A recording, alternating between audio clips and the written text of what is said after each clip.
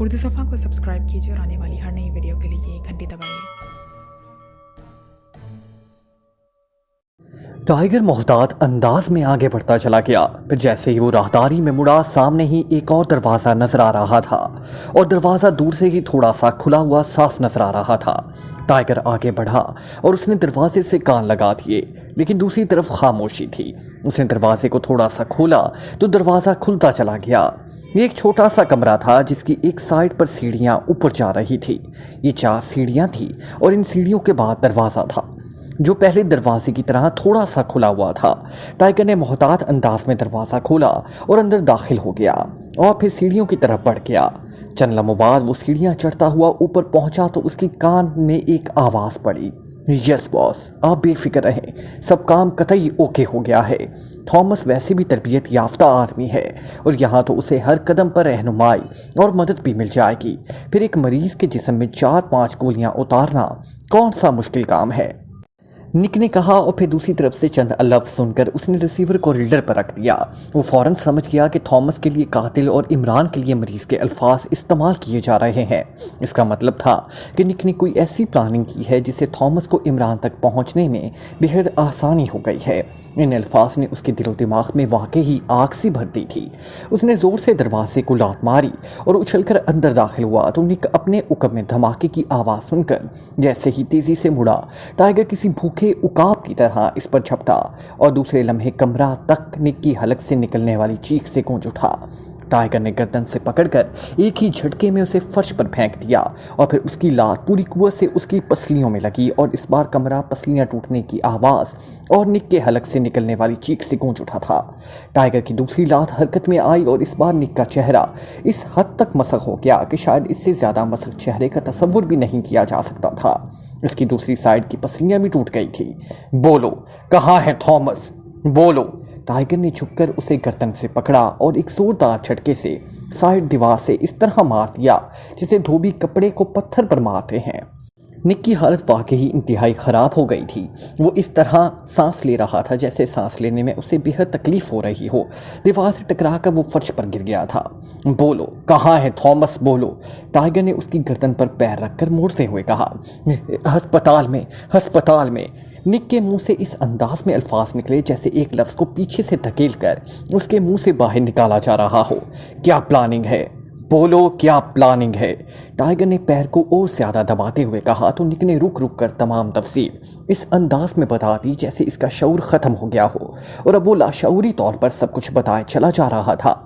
और पूरी बात सुनते ही टाइगर ने जेब से मशीन पिस्टल निकाला और झुककर उसकी नाल निक के सीने पर रखकर उसने ट्रिगर दबा दिया और यके बाद दीगरे कई गोलियां तक के दिल में उतरती चली गई।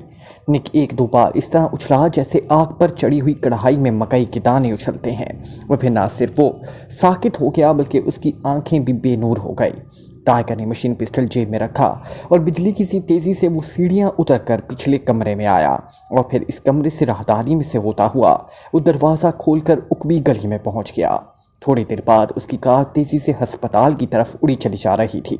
वो दिल ही दिल में शुक्र भी अदा कर रहा था कि निक का क्लब इसी इलाके में था, इसलिए अस्पताल इस क्लब से ज़्यादा दूर ना था और टाइगर को यकीन था कि वो बर वक्त पहुँच जाएगा।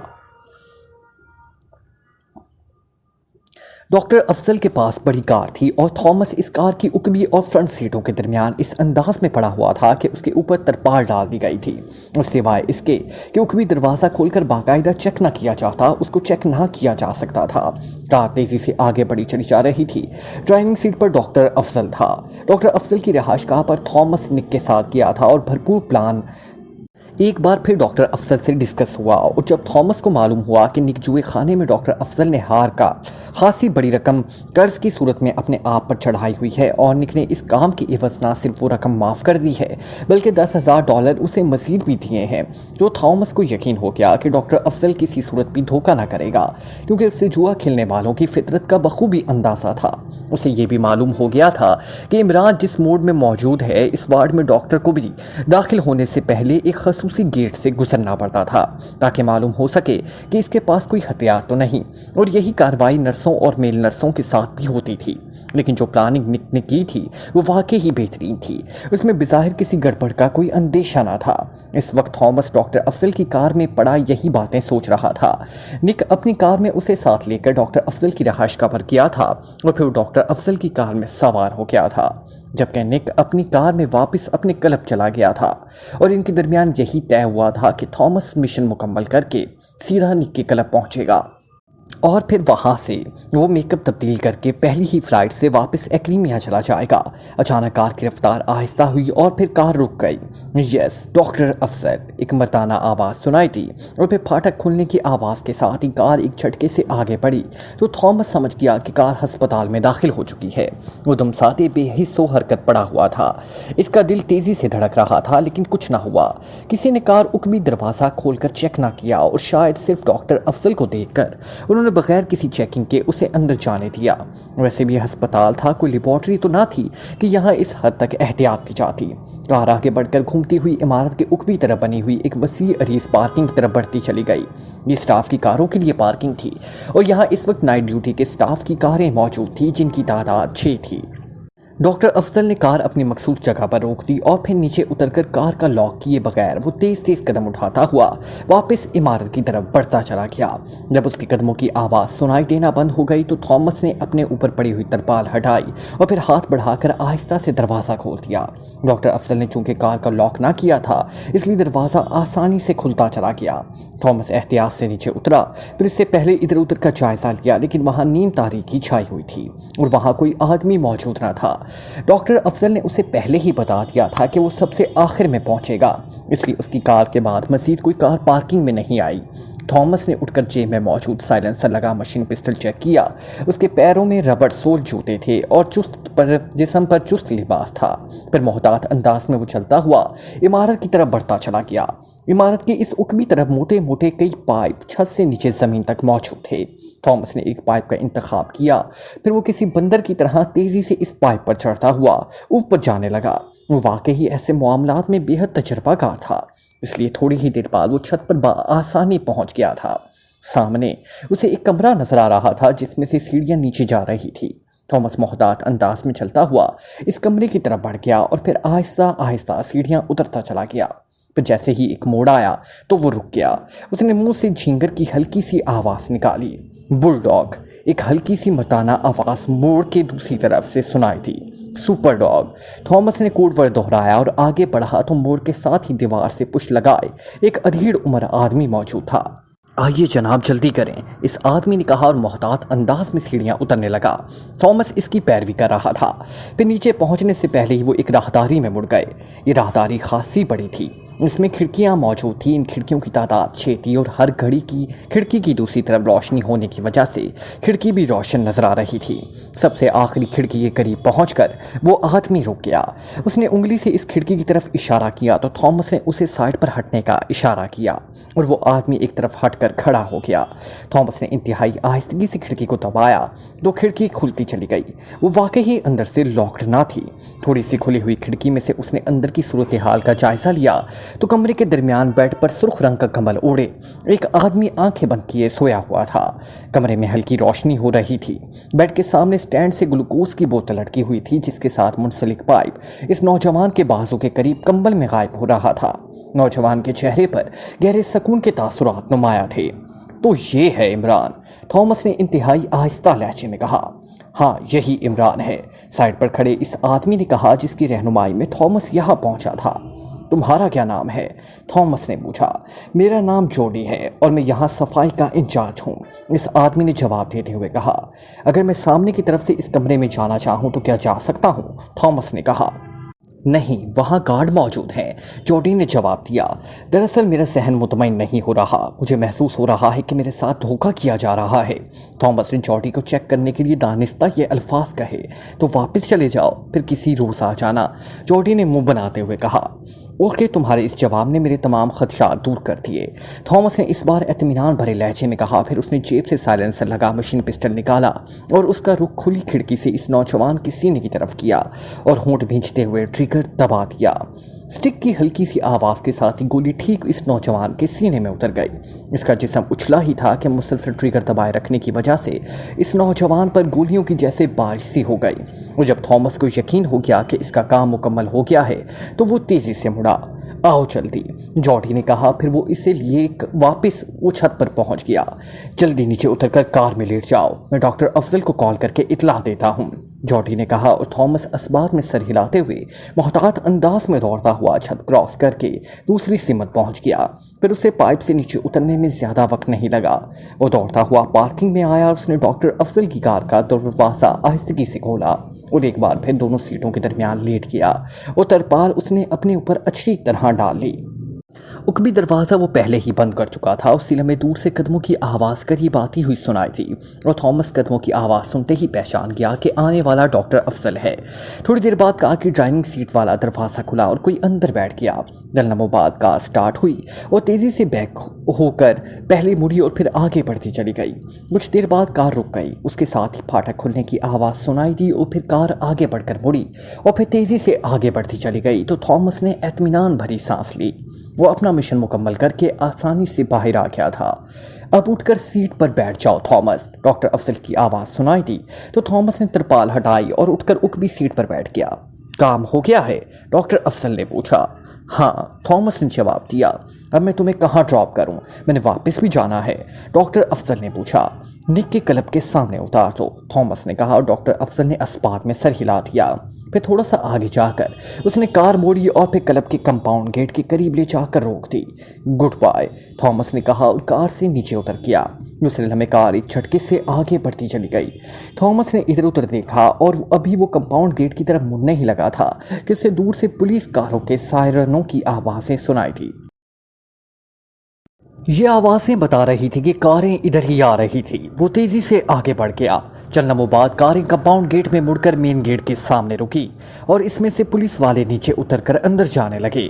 ओह, यहाँ कोई गड़बड़ हो गई है, मुझे अपनी रिहाइशगाह पर जाना होगा, थॉमस ने कहा और तेज़ी से आगे बढ़ गया।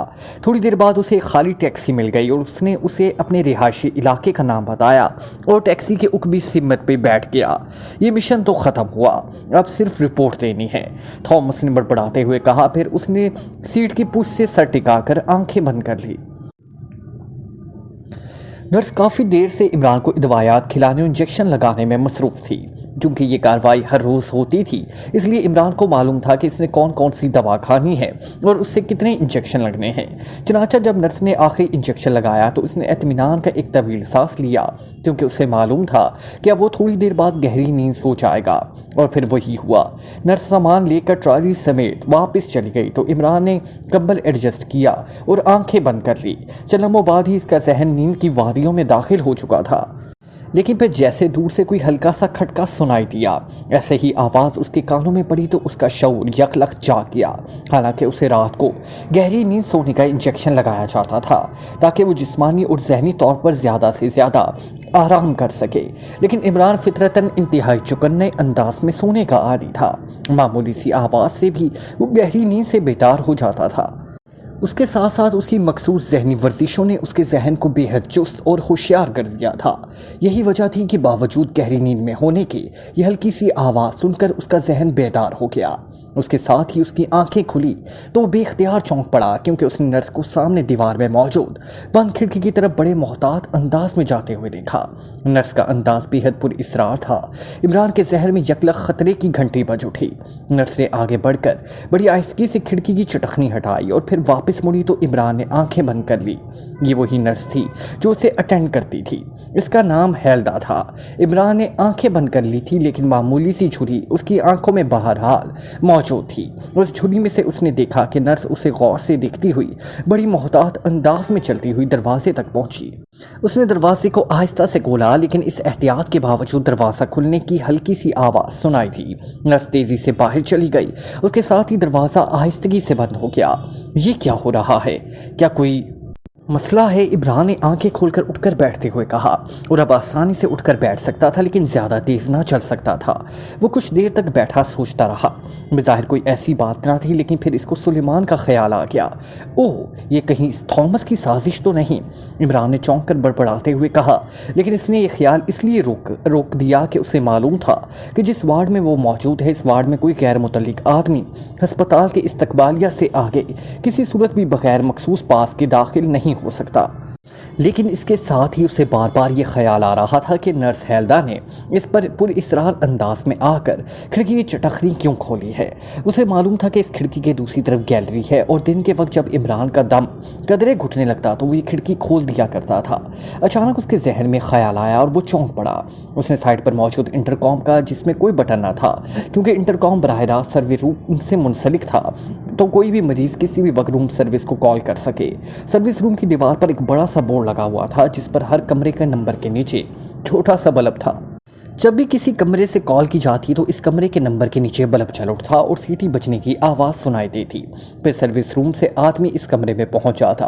عمران نے ریسیور اٹھایا، پھر ہلکی سی سیٹی کی آواز سن کر اس نے ریسیور واپس رکھ دیا۔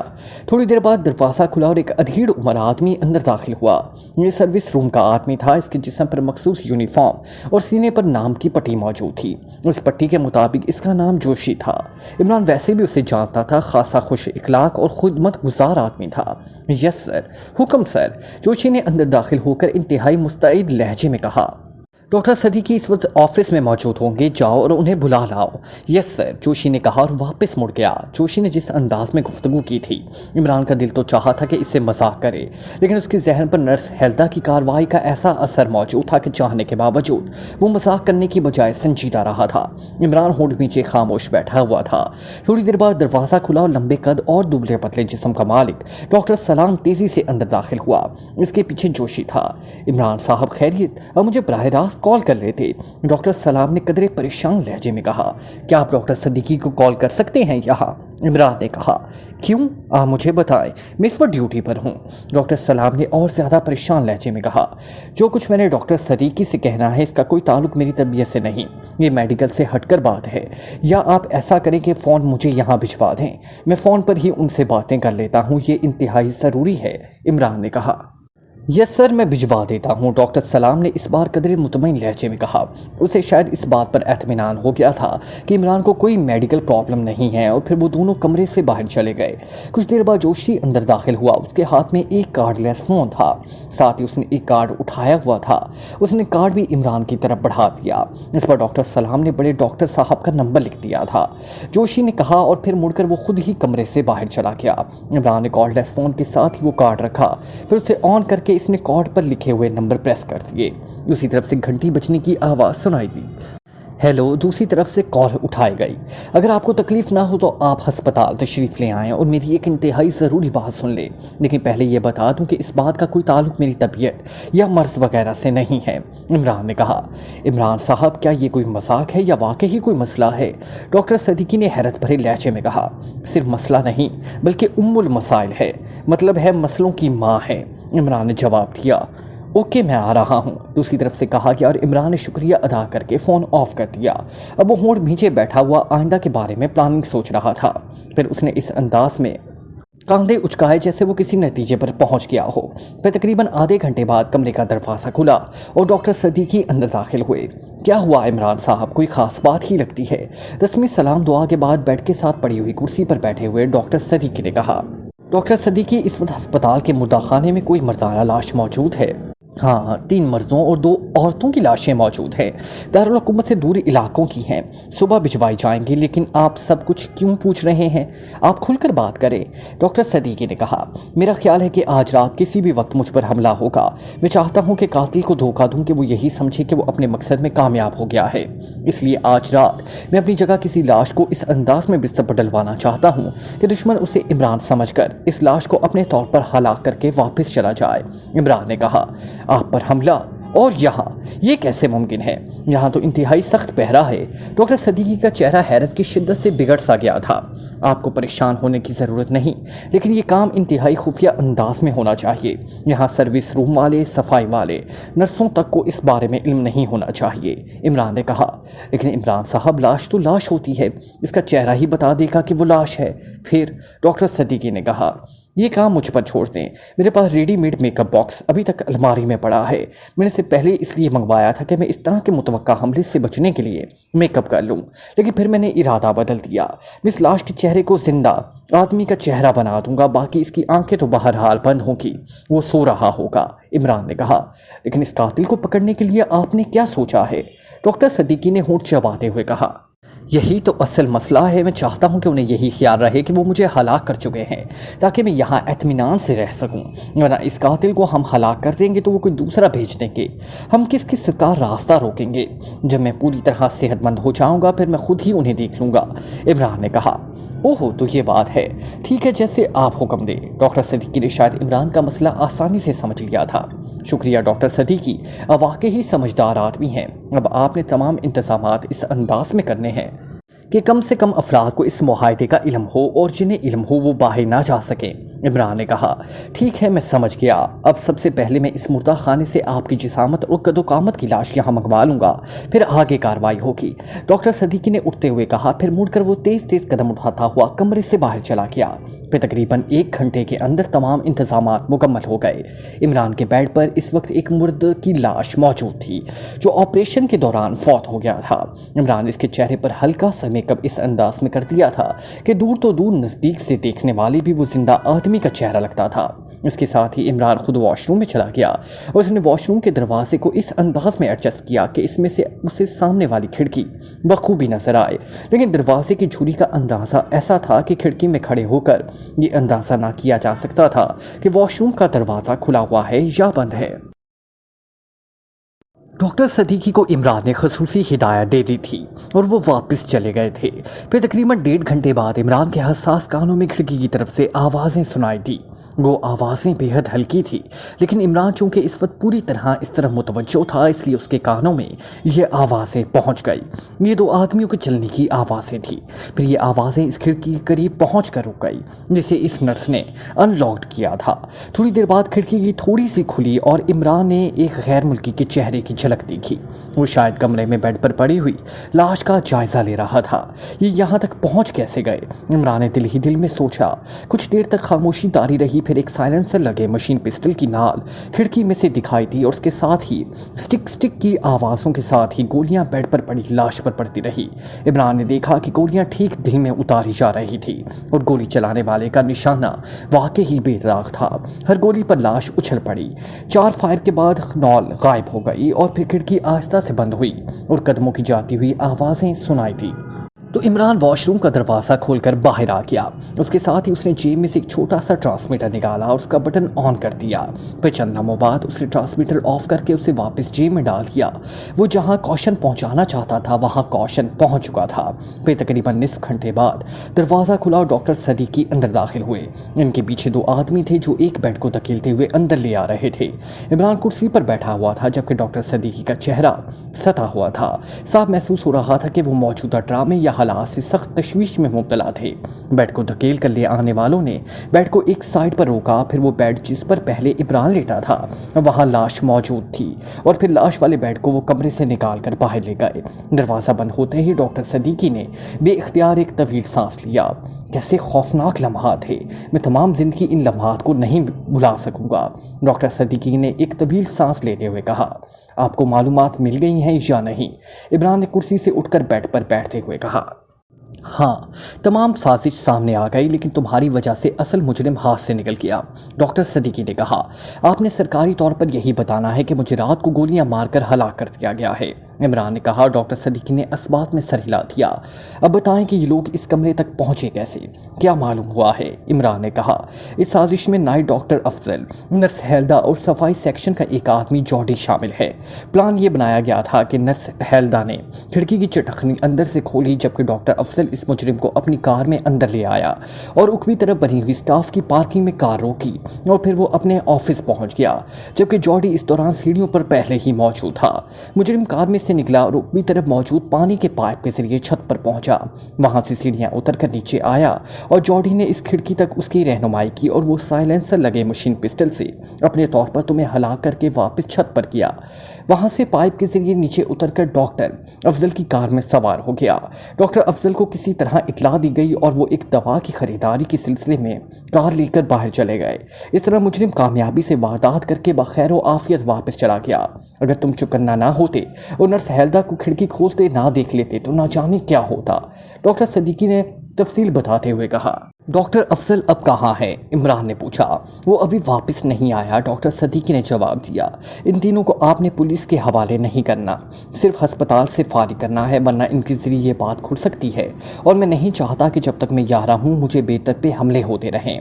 मारने वाले यही समझते रहें कि वो अपने मिशन में कामयाब हो गए, इमरान ने कहा। डॉक्टर सदीकी ने इस्बात में सर हिला दिया। टाइगर ने कार अस्पताल के सामने रोकी और फिर दरवाज़ा खोलकर वो नीचे उतर आया। डॉक्टर अफजल अस्पताल के किस वार्ड में होते हैं? टाइगर ने वहां मौजूद 2 दरबानों में से एक दरबान से मुखातिब होकर कहा। सर्जरी वार्ड के इंचार्ज है, लेकिन वो तो इस वक्त अस्पताल में नहीं है, दरबान ने कहा। कहाँ है? टाइगर ने चौंक कर पूछा। वो कुछ देर पहले वापस गए हैं, शायद कोई दवा खरीदने गए हैं, न जाने उनकी वापसी किस वक्त होगी, दरबान ने जवाब दिया। ओह, क्या उनके साथ कोई और आदमी भी था? टाइगर ने चौंक कर कहा। नहीं जनाब, वो अकेले थे और हर रोज़ जाते हैं। तमाम ज़रूरी अदवायात की ख़रीदारी भी उन्हीं के ज़िम्मे है। आप क्यों पूछ रहे हैं? दरबान ने इस बार कदरे सख्त लहजे में कहा। मुझे इमरान साहब से मिलना है, स्पेशल पास ले आओ अंदर से, टाइगर ने कहा। सॉरी सर, कोई मसला हो गया है। डॉक्टर सदीकी साहब ने खुद आकर चार्ज संभाल लिया है और फौरी तौर पर सिवाय मरीज़ के बाकी सबका दाखिला बंद कर दिया गया है, दरबान ने जवाब देते हुए कहा। क्या मसला हो गया है? टाइगर ने बेचैन होकर पूछा। मुझे नहीं मालूम, दरबार ने जवाब देते हुए कहा। मेरी बात डॉक्टर सदीकी साहब से कराओ, फ़ोन पर ही सही, वो मुझे जानते हैं, टाइगर ने बेचैन से लहजे में कहा। आप कार आगे करके खड़ी कर दें और इस्तकबालिया पर चले जाएं, वो मज़ीद इक़दाम कर सकते हैं। आप चूँकि पहले भी यहाँ आते जाते रहते हैं और मैं भी आपको जानता हूँ, इसलिए आपको इस्तकबालिया पर भिजवा रहा हूँ, वरना हमें सख्ती से हुक्म है कि किसी अजनबी को अंदर भी दाखिल ना होने दें, दरबान ने कहा। तो टाइगर ने इस्बात में सर हिला दिया और आगे ले जाने लगा कार को। कुछ आगे करके उसने कार रोकी और नीचे उतरकर कार लॉक करके वो तेज़ी से मुड़ा और वापस फाटक पर आ गया। थोड़ी देर बाद इस्तकबालिया पर मौजूद था, जहाँ एक लड़की और एक मर्द मौजूद था, साथ ही 2 मुसल्लह आदमी चुकन्ने अंदाज में खड़े थे। मेरा नाम टाइगर है, डॉक्टर सदीकी से मेरी बात कराओ, वो मेरा नाम जानते हैं, टाइगर ने लड़की से मुखातिब होकर कहा। यस सर, 2 मिनट इंतज़ार करें, लड़की ने इस्बात में सर हिलाते हुए कहा और फिर कुछ देर बाद उसने रिसीवर टाइगर की तरफ बढ़ा दिया। लीजिए, बात कीजिए, लड़की ने कहा। हेलो डॉक्टर साहब, मैं इमरान साहब का शागिर्द टाइगर बोल रहा हूँ जनाब। इंतहाई अहम मामला है और मेरा इमरान साहब से मिलना बेहद ज़रूरी है, टाइगर ने मौतमाना लहजे में कहा। होल्ड करें, मैं जवाब देता हूँ आपको, दूसरी तरफ से डॉक्टर सदीकी ने कहा और टाइगर के चेहरे पर हैरत के तासुरात उभर आए, क्योंकि इससे पहले कभी डॉक्टर सदीकी ने इस अंदाज में जवाब ना दिया था, लेकिन वो खामोश रहा। हेलो, थोड़ी देर बाद डॉक्टर सदीकी की आवाज़ सुनाई दी। यस सर, मैं टाइगर बोल रहा हूँ, टाइगर ने मौतमाना लहजे में कहा। रिसीवर इस्तकबाल गया लड़की को दें, दूसरी तरफ से कहा गया तो टाइगर ने रिसीवर लड़की की तरफ बढ़ा दिया। यस सर, लड़की ने मौतबाना लहजे में कहा। ओके सर, दूसरी तरफ से बात सुनकर लड़की ने मौतबाना जवाब दिया और फिर रिसीवर रखकर उसने मेज़ की दराज खोलकर उसमें से एक पास निकाला, उस पर मोहर लगाकर दस्तखत किए और पास वो टाइगर की तरफ बढ़ा दिया। आप अंदर जा सकते हैं, लड़की ने कहा। शुक्रिया, टाइगर ने इत्मीनान भरे लहजे में कहा और कार लेके बढ़ गया। मुख्तलिफ जगहों पर कार दिखाकर थोड़ी देर बाद वो कमरा नंबर 2 में दाखिल हुआ तो इमरान बेड से उतरकर कुर्सी पर बैठा हुआ था। आओ टाइगर, बैठो, इमरान ने मुस्कुराते हुए इसका जवाब देकर कहा। बॉस, मैंने थॉमस के सिलसिले में आपसे बात करना थी, टाइगर ने कुर्सी पर बैठते हुए कहा। यही कि थॉमस ने कातिलाना हमले के लिए साजिश तैयार की है। तुम एक बात बताओ कि तुमने मुर्दा इमरान से बात करनी है या जिंदा से, इमरान ने कहा। तो टाइगर इस तरह हैरत भरी नज़रों से इमरान को देखने लगा जैसे उसे इमरान की जहनी सेहत पर शक हो। ये आप क्या कह रहे हैं बॉस, टाइगर ने कहा।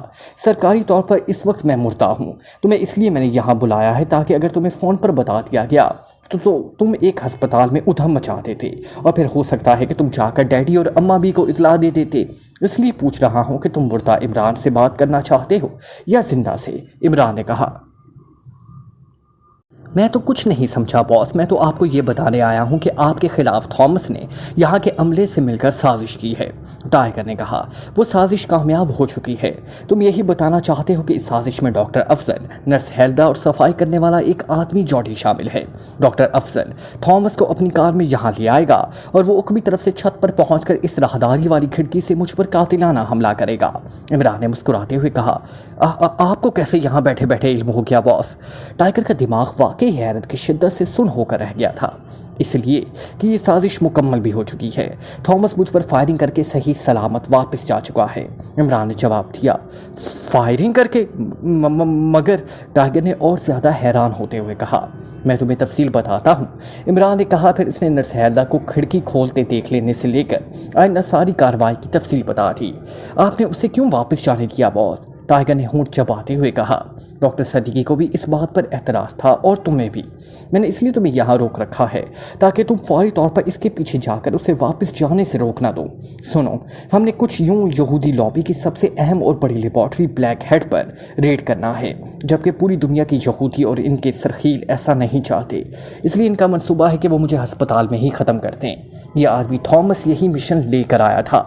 अब जब वो वापस जाकर कामयाबी की रिपोर्ट देगा तो मुतमईन होकर बैठ जाएंगे और मैं पूरी तरह सेहतमंद होकर मिशन पर रवाना हो जाऊंगा। वरना तुमने थॉमस को हलाक कर दिया तो यहूदियों को ऐसे कई थॉमस मिल जाएंगे, और ज़रूरी नहीं कि थॉमस के बारे में हम आगाह हो गए हैं तो इन दूसरों के बारे में भी आगाह हो जाएं। इमरान ने इंतहाई संजीदा लहजे में कहा। वो मुझसे पहले यहाँ पहुंचकर वारदात भी कर चुका है। मैं समझाता कि अभी उसने पहुंचना है, टाइगर ने होंठ चबाते हुए कहा।